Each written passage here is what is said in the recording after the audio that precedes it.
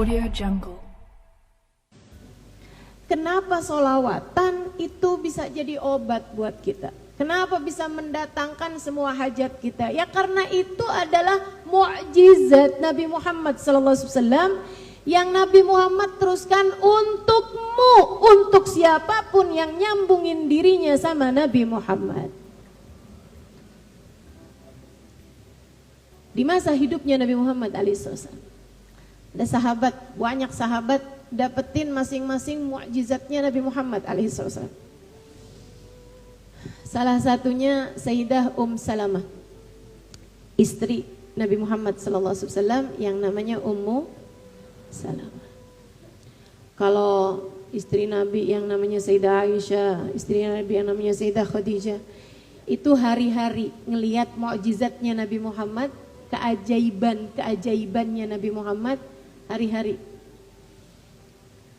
Sayyidah Salamah satu malam, Nabi ini ada kebangun, pengen pipis.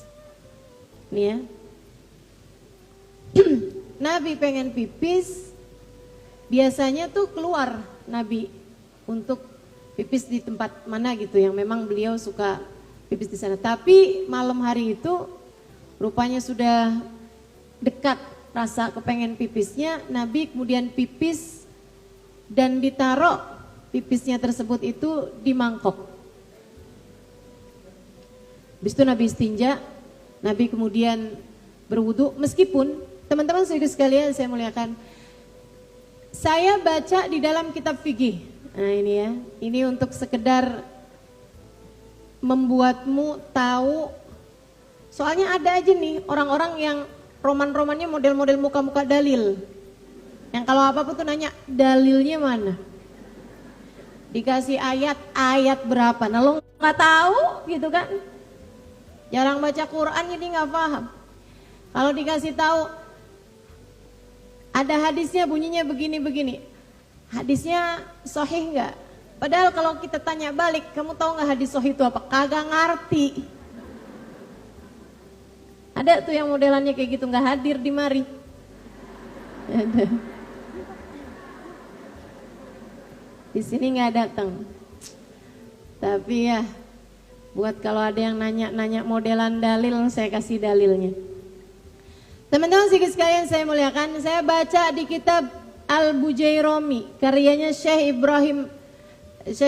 Al-Baijuri ya, karyanya Syekh Ibrahim Al-Baijuri. Juga ada juga di kitab Bujairami, ada juga di kitab Igna, ada di berbagai macam kitab-kitab fikih. Tapi bacanya jangan yang kecil-kecil, kagak ada di situ mah. Yang tebelan tuh, yang bangsa 4 jilid gitu ya, Anatul Thalibin tuh ada juga tuh di Anatul Thalibin. Yang dinasnya Bujairami, dinasnya Baijuri, ini mirip nih. Di bab tentang najasat, ya sebelum saya ceritain ceritanya, saya sampaikan dulu dalilnya. Di bab tentang najis di kitab fikih ada bahasa kayak gini nih. Faslun ittafaqa jami'il ulama bi anna fudalatan nabi sallallahu alaihi wasallam tahirah. Semua ulama dari zaman para sahabat sampai di zaman sekarang ini, kata beliau, semuanya sepakat bahwasanya semua yang keluar dari tubuh Nabi Muhammad hukumnya suci. Kencing Nabi Muhammad suci, darah Nabi Muhammad suci, nanah Nabi Muhammad darah putihnya suci. Bahkan mohon maaf teman-teman, kotoran Nabi Muhammad tuh suci, meskipun gak ada orang pernah lihat kotorannya Nabi.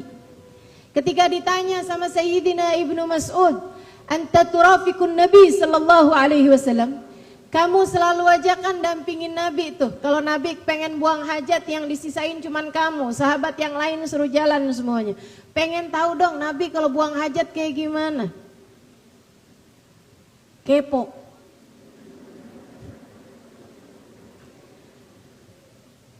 Ibnu Mas'ud cerita, Nabi kalau buang hajat cari tutupan.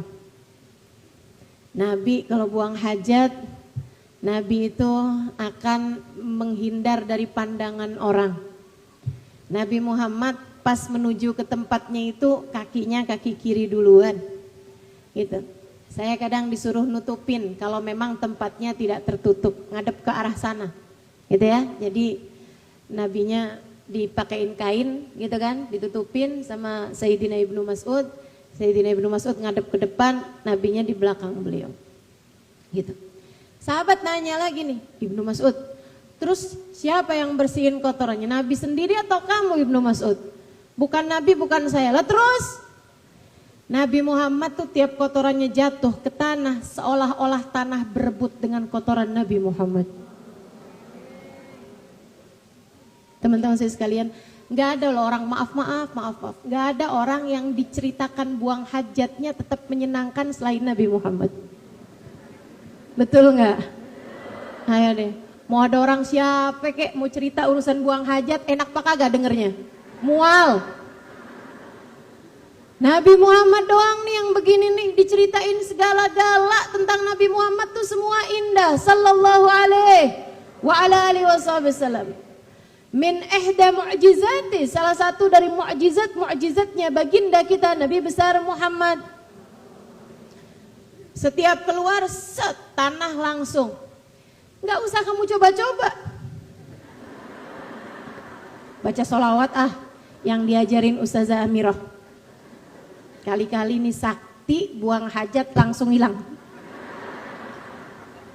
Enggak kena. Teman-teman saudaraku sekalian saya muliakan. Nah ini ya, tapi ini hal yang seperti ini min khasaisin Nabi, mu'jizatin Nabi. Adalah kehususan Nabi Muhammad SAW dan hanya Nabi Muhammad saja. Saya ulangi, hanya Nabi Muhammad saja. Sisanya selain Nabi Muhammad kencingnya najis, darahnya najis, nanahnya najis, kotorannya najis. Selain Nabi Muhammad SAW yang keluar dari tubuhnya muntahnya najis. Teman-teman saya sekalian, ilan Nabi SAW. Fa innahu min nurillah. Karena Nabi Muhammad tercipta dari cahaya Allah. Innahu basharun la kal bashar, innahu kal yaqut bainal ahjar. Karena Nabi Muhammad itu biarpun manusia tapi enggak kayak manusia. Permisalannya kayak berlian di antara batu koral. Kita nih berliannya apa koral? Masya Allah, Masya Allah. Sisanya selain Nabi Muhammad hukumnya sama najis. Biar kayak gimana pun keadaannya teman-teman saya sekalian. Ini khusus buat Nabi Muhammad wa mu'jizatin Nabi sallallahu alaihi wasallam. Mu'jizatnya Nabi Muhammad alaihi wasallam. Seperti yang mau saya ceritakan ini. Sayyidah Ummu Salam. Habis Nabi Muhammad pipis, teman-teman saya sekalian, ditaruh tuh di bawah tempat tidur. Habis itu Nabi wudu, sholat dan lain sebagainya. Jelang-jelang subuh Nabi Muhammad tidur lagi. Jelang-jelang subuh tuh Nabi sukanya tidur. Seringnya tidur sebentaran gitu. 10 menit, 15 menit sampai kemudian datang waktu mesti beliau sholat subuh gitu. Nah di saat Nabi Muhammad lagi tidur lagi sebentaran itu, teman-teman saya sekalian, Sayyidah Salamah bangun. Berasa haus bener. Nyari air, nggak nemu. Akhirnya kelihatan, alhamdulillah. Mangkok yang tadi tuh. Bismillahirrahmanirrahim. Bismillahirrahmanirrahim. Bismillahirrahmanirrahim. Alhamdulillahilladzi ja'ala hadzal ma'adban furatan bi fadlihi wa lam yaj'alhu milhan wajajan bidunub. Doanya minum. Dibaca sama Sayyidah Salamah. Pagi-pagi Nabi Muhammad bilang, ya Salamah irmi bauli tahtas sarir. Salamah tolong dong buangkan kencing saya di bawah tempat tidur.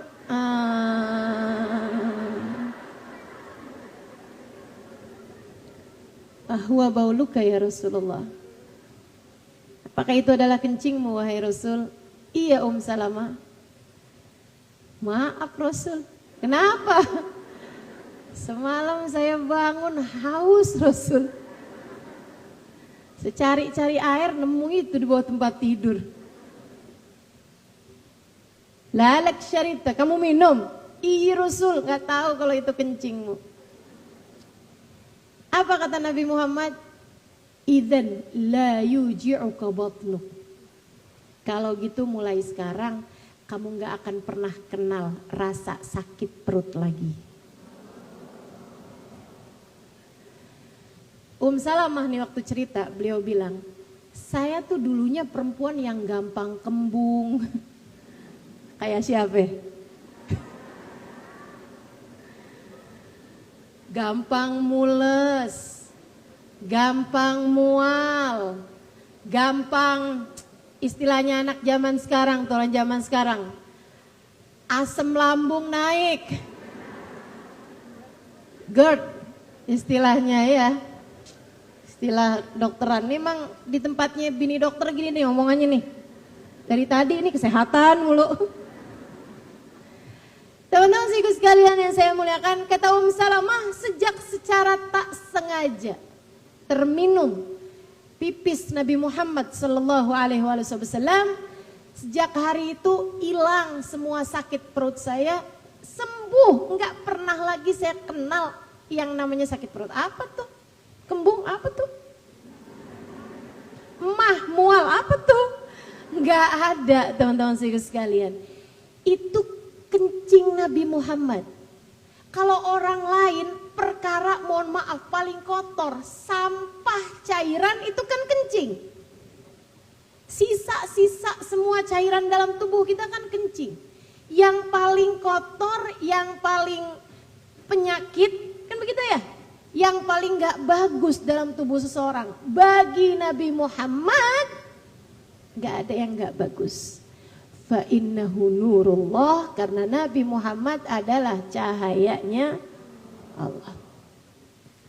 Itu Salamah. Mau saya ceritain lagi gak?